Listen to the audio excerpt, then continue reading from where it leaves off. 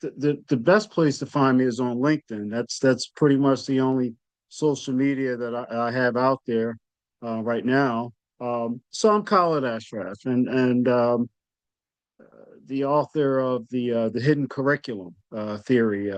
I didn't come to this work through theory. I came through it through lived experiences as being a student, a teacher, a police officer, now a school principal, where I work in a state correctional institution, where I see daily how education, punishment, and family separation quietly intersect.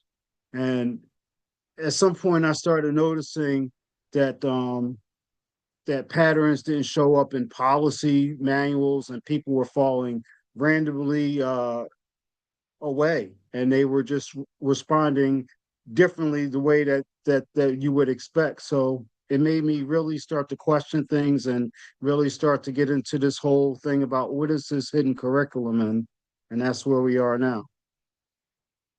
So when you mention the hidden curriculum, what does that mean and what do you want the audience to take away from that? It's what institutions teach without saying that they're teaching. It's learned through routines, the silence, the tone, the access, the assumptions. It teaches people whether they're seen as assets or problems or invisible. It's long before any formal outcome is even measured. You have this hidden curriculum, just the way that people are treated, and particularly I'm focusing on fathers. Fathers are definitely in need. I know that men in general, there's a lot of things that impact them from, let's say, the four pillars of health, from like an emotional health, the physical health, Yeah, the spiritual health, the yeah, mental health, right? And I think sometimes we're taught to be strong. Nothing bothers yes, us, right? yes, But we cry too. I yes, remember the last time exactly. I had a good cry, right? I have my good Right, cries. So right. when it comes to fathers, what do you think, in your opinion, in general, is missing to help them along in their everyday life during these times? Visibility. And that's what I'm talking about, the hidden curriculum, because it's like you see us, but you don't really see us. Yes, you know that we're there, but you don't really acknowledge us.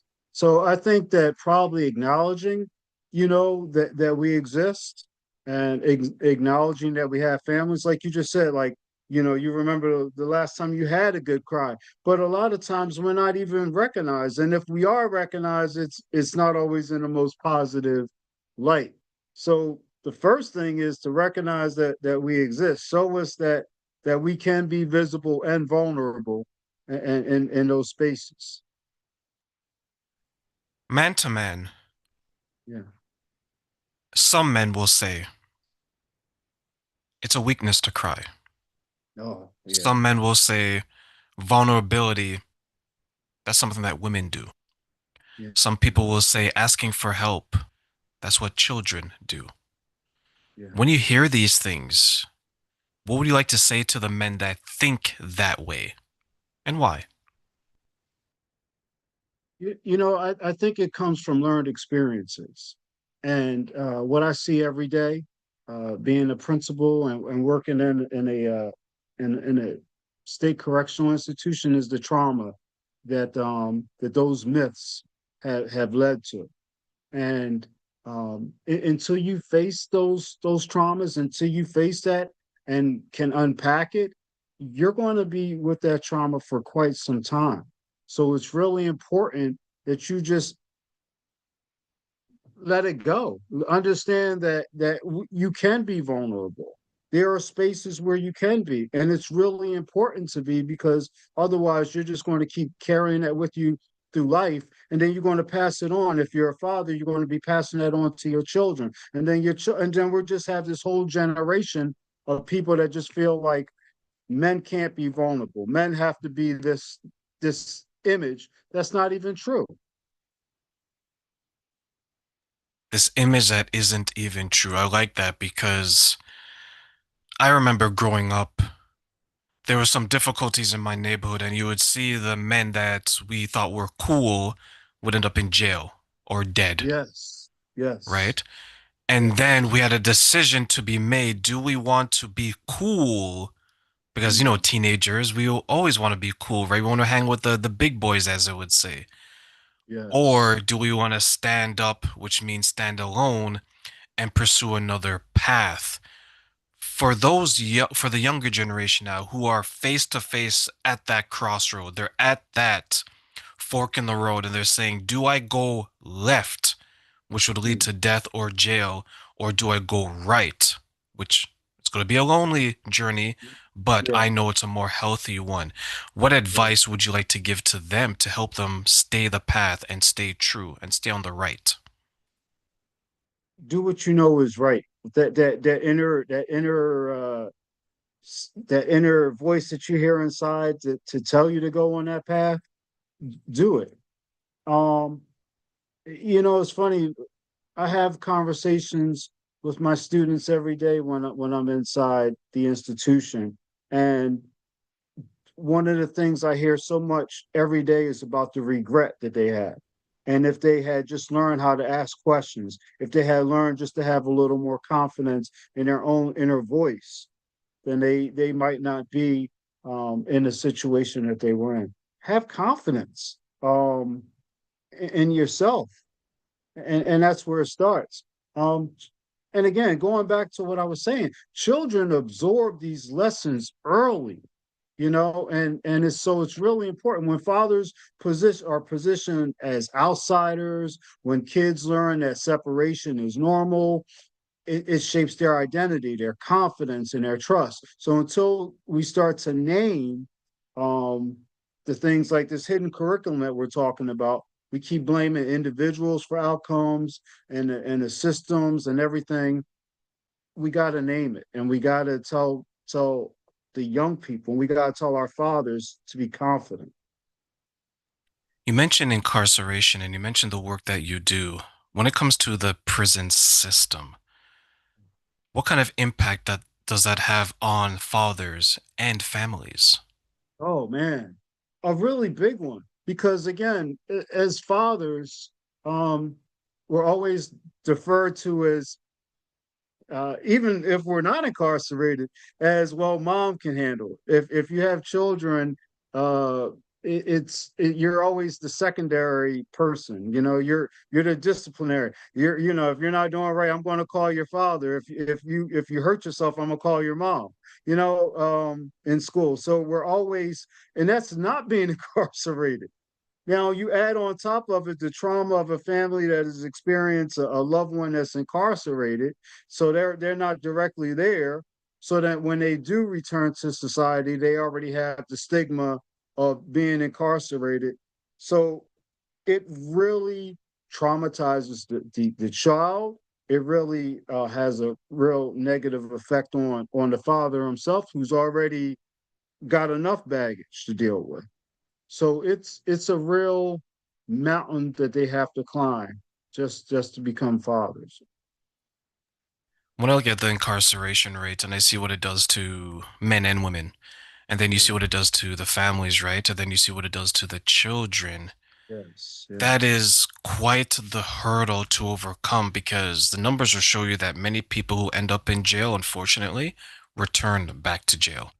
yes, And, it's like that old joke, it's a revolving door, right? Where you go out for a yes, little bit and then you come back in and then wash, rinse, yes, repeat. yes. That first time a parent ends up in jail, Mm. and you work with some of these people who are suffering through this, who's working through it. Sure. That child now that has to see that parent in jail. Can you describe that type of experience for us who may not know what it feels like or what it even looks like? A lot of times, the ones I've seen that come are younger, and in a way, it's almost numb. You know, they're happy to see dad, but almost numb to the reality.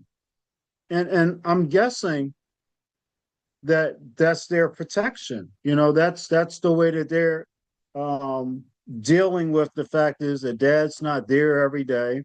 that this is the reality that dad's in right now, and this is my reality as the child, and I'm going to live my best life because I am a child, and I'm able to spend a couple minutes with my dad, even if it's right here.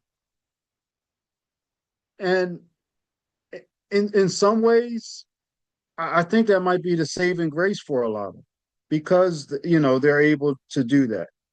Um, because I also see the fathers that have the older children, and then when they get into the teenage years, and then they start questioning things as all teenagers like to do, and then dad's not there to answer those questions, and then that curious mind, other things take over, and then you have to deal with the dad that's inside incarcerated that has to deal with not being fully present to answer those questions and to put away all that curiosity. So it, it's a real juggle sometimes for fathers. Fatherhood is in a lot of ways is a badge of honor. Like I'm not a father myself, but I've been blessed, fortunate enough to see good parents. Not Yes, necessarily my own, but the people I keep around me now because, and you're probably familiar with this, Khaled, where as you get older, you begin to realize what you don't want yes, around you, right? And yes, I remember I shared with someone that my 20s, that decade was a decade of misery, where for a lot of people, they would show off like it was a good year, but I had nothing to show that it was going well. But I right, survived it. And I survived it because of community. yes, yes, Community was really big. That's where I learned how to hold a knife and fork at the dinner yes, table. That's how yes, I learned mannerisms. That's how I was able to become the man that I am today. So although I got it in the non-traditional way, there were people out there that took on the father role for me. right, Coaches, sports yes, teams, yes, teachers, mentors, community leaders. Now, flash forward almost 20 years later, I hardly see people embracing that anymore. yeah. Do you see the same thing where there's a breakdown of community which is impacting the healthy behaviors of fathers or fathers to be? I do. But what I'm also seeing, which is not given a lot of exposure, unfortunately, is um, the older generation of those that are incarcerated and formerly incarcerated are now starting to come to want to support the younger ones, and to be that community. Like, hey, look, I might be here or I might have been in there, but you don't have to do that. And unfortunately, I don't see that exposure the way that it should be, because I see it every day, of course, because I'm in it. But I also see that community trying and trying to build up and trying to be there for um for the younger generation and trying to teach them the right way. So it's a small movement, but it's definitely a movement. What do you think are some of the obstacles that fathers are facing in the world today? Again, I think it's as I described it as the hidden curriculum. It's just those unspoken rules um, that are out there, and if you don't recognize it, you really can't do anything about it. It's the saying that the father is there, but not calling on the father unless there's absolutely no other choice whatsoever. It's just um, dismissing them before they, even had a chance. I remember before I was even teaching, before I was even a principal at a school inside the state prison, I was teaching in just like a local neighborhood school. And we had this event because we wanted to bring more fathers in. We had this event called Donuts with Dads. And the dads came in. But what I noticed was the dads would come in and all the kids were really excited. My dad's here, my uncle, some grandfathers came, the father figure came. But what I noticed was the dads were just kind of like standing around the room and just kind of stand there like almost like an imposter syndrome, like I'm really here now, what do I do? Because they hadn't been invited into those spaces before.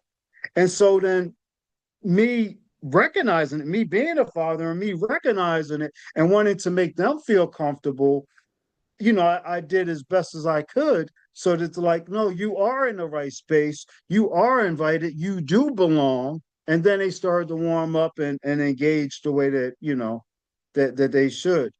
But it's just the biggest problem is we need to be able to see that there's a problem. And then once you see it, it's really hard to unsee it. I remember reading an article where I think it was either a school or it was a prison. And what they did, because the event that you mentioned reminded me of this, where they identified those, no, it was a school, and they identified those who maybe their fathers have passed away or they didn't have fathers in their life. So Right. what they did was this group, I forget the name of it, I can find it, where similar to what you mentioned about community, they went out to this area and they were their dads for a Oh day, man. Oh right? wow. And then it turned Oh out to, wow. I think it went as far as graduation. So they were there on the graduation day as the dad chaperone. So when Oh they wow. graduated school, they had their fathers there, and it was truly amazing because, to your point, visibility sometimes is an issue where Yes. there isn't a national holiday celebrating that. Sure, there's Father's Day and there's Mother's Day, Yes. but Yeah. there isn't there's a take your kids to work day, but is there a take your parent or take your Yes. surrogate parent or take your parent in waiting to be, right? Because Yes. there's so many children out there, there's so many young adults out there. They're not familiar with having a parental figure, whether they don't have the mother, whether they don't have the father, but to see the community get together to support those children was truly, truly amazing.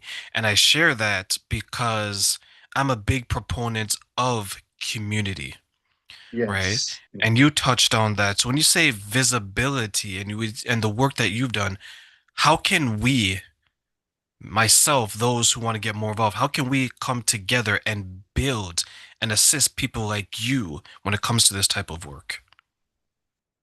I think having these conversations, keeping the dialogue open. It's funny. You mentioned something. You mentioned something, and I kind of got to laugh because these days now that it's getting colder and the weather's changing and schools are getting away from snow days nowadays. At least here, um, if we have a snow day, we no longer just the kids do their homework at home now. So they're getting out of school earlier. In May is Mother's Day. So in the school, the kids are pretty much mostly still in school. So you're making gifts for mom and grandmom or whoever. But by the time Father's Day rolls around nowadays, because there's no more snow days to make up, because if it's bad weather, a lot of schools are just, you're doing it on a Chromebook or a computer at home and just doing virtual. So they're getting out of school earlier. So they're not there for even Father's Day to even recognize the fathers. And as petty as that sounds, that was, like you said, that was the only recognition fathers really had. So what can we do? Recognize fathers. Because a lot of times they're not even in schools anymore during that time. A lot of states are letting the kids out earlier, whereas they're not even around. Um, but it's bigger than just a Father's Day. It's just making sure that schools recognize that even just because you don't see the father, just because you don't see dad every day, doesn't mean dad's not there. I've got plenty of my students back in the correctional institution that are on the phones with their kids during the homework.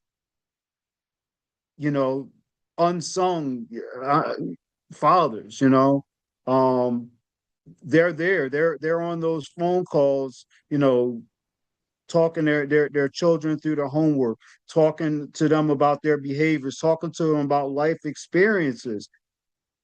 But that's not being recognized. That's not being seen. So we really have to do a better job at identifying that just because you don't necessarily see them 24/7 doesn't mean that they're not, around.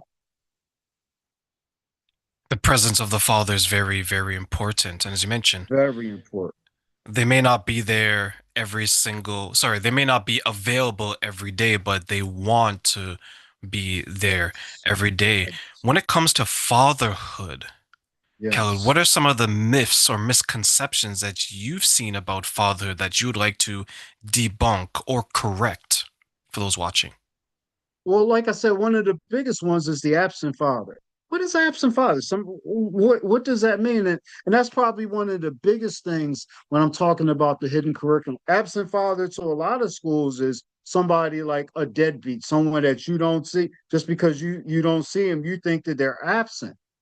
They might just be someone that has to work um, the same shift that the kids in school, so they're not able to come there for the meetings. You know, um, a lot of times what I'm trying to when I speak with schools is to get them to hold uh, meetings outside of traditional school hours so that fathers can participate. Maybe have like days where they can have like later Zoom calls or later phone calls so the father can participate. Get out of this idea that just because you don't see the father or the father's not available 9 to 5 when you're available, that they're absent. And that's we got to get better at that because the one of the biggest reasons why we have to get better at it is because whether or not we're saying it loud enough for the children to hear, we're still giving that vibe off that, oh, I didn't talk to him or I don't see him, so he doesn't exist. Don't you think that those children feel that, that negativity that you're pushing off about their fathers or their loved ones? We really gotta do better. We really have to do better. That is tough. That's tough Yeah. because it's not something that's going to be fixed in the day. And I look at my own upbringing, and I didn't have my mother or my father growing up. I was raised by my grandmother.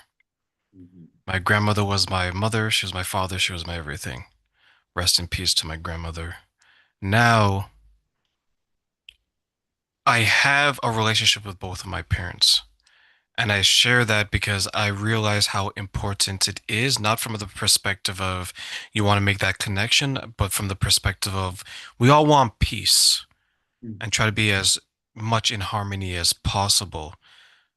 But sometimes I look back and I say that some parents definitely did try their best with what they knew at the time, Yes. right? But doesn't excuse maybe the trauma that the child has gone through, but it just Yeah. gives a different perspective, right? Absolutely. When you speak to the fathers, Mhm. what are some of the emotions that they're going through, especially those who are incarcerated, and they know that maybe their past actions have hurt their family so much, but they're still trying to resolve and repair that? There's so much regret. Um, if there's one word I hear almost on a daily, it's the word regret. Um, but what I often remind them is this doesn't have to be the whole book. This was a chapter, and you know, some stories start off rough, but they end beautifully. You're still in contact with your child, and you're still having these conversations, and you're trying to rebuild, and that's what I work with a lot of the guys on is just rebuilding.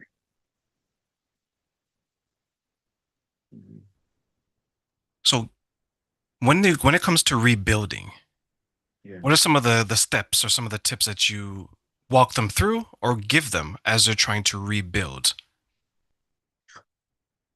Like what they're doing with the homework help. Um right now I'm starting to work with like the fathers that are getting ready to go back out there, educating them on how to communicate with the school, just to send a simple email, introduce yourself. Because unless a lot of people, a lot of our fathers think that they're not welcome. Well, let's face it, a lot of times they're not.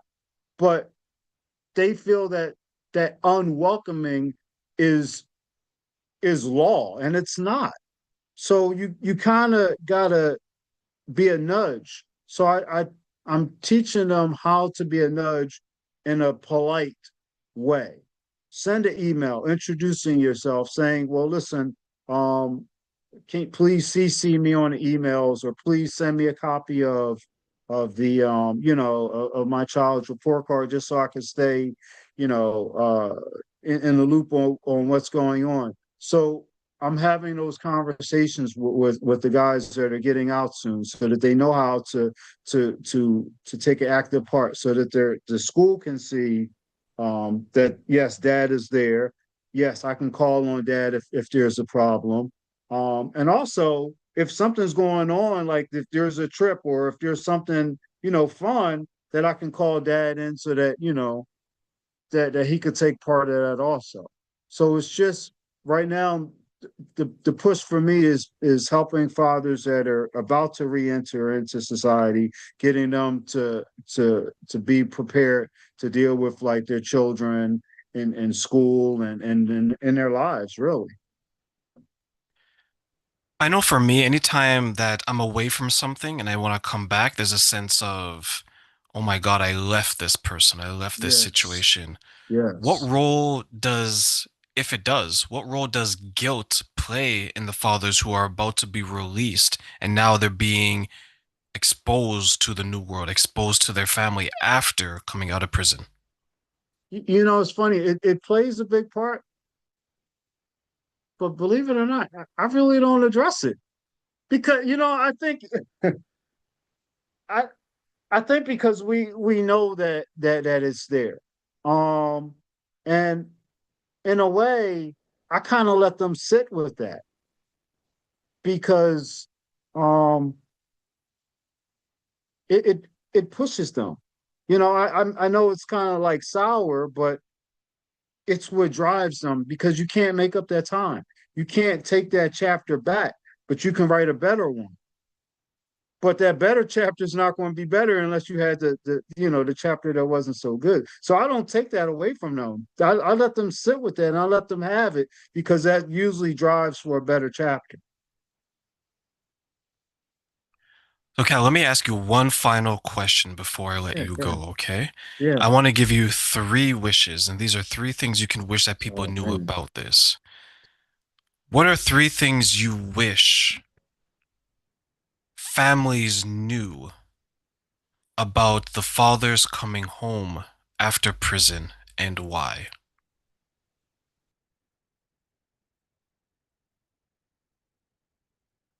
Most fathers wish they had a second chance at being a father. Most fathers wish they could be the father that they never had. And most fathers wish